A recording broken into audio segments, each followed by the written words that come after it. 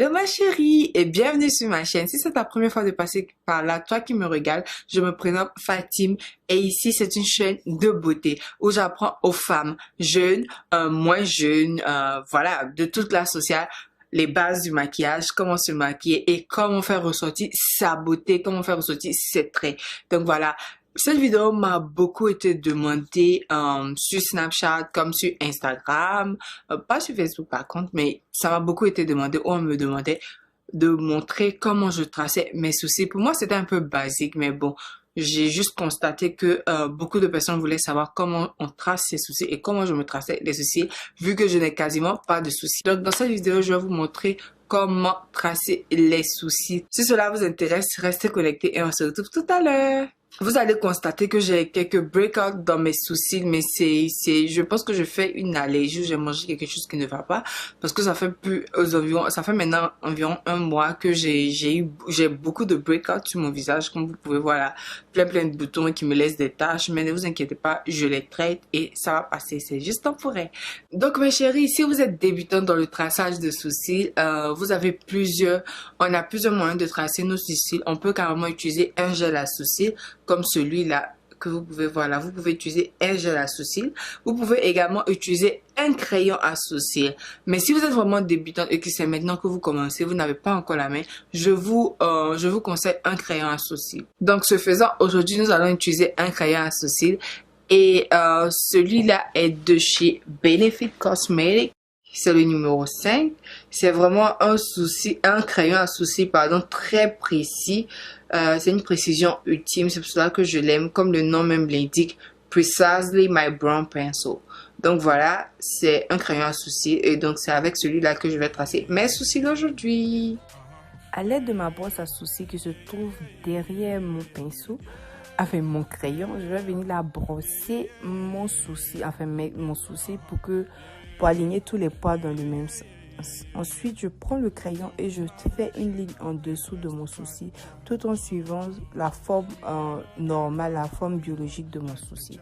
Et je fais une ligne par-dessus également, comme vous pouvez voir là.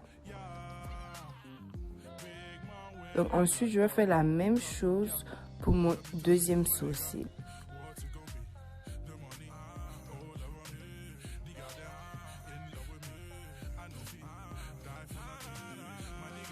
Et comme c'est fait, vous pouvez voir, là, on a fini de tracer le contour de nos sourcils.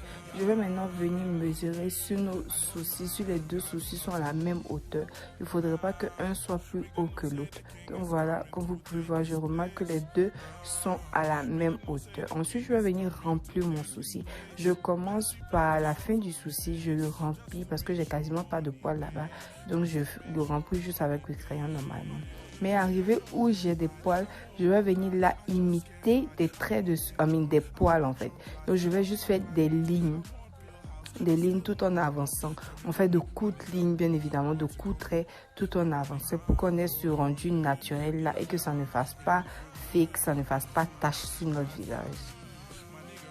Ensuite, à l'aide de ma brosse à sourcils, je vais venir brosser la devanture du sourcil juste pour flouter et pour nous donner un rendu plus naturel.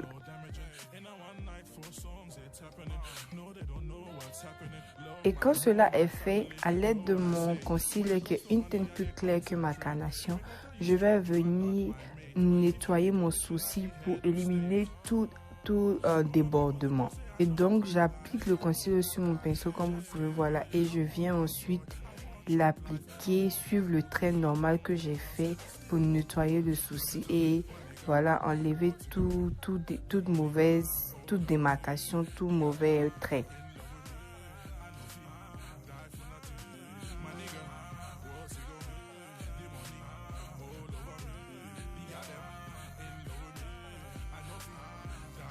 Et après avoir fait le bas du sourcil, on va passer au haut du sourcil. Comme vous pouvez voir là, on fait la même chose sur le haut du sourcil.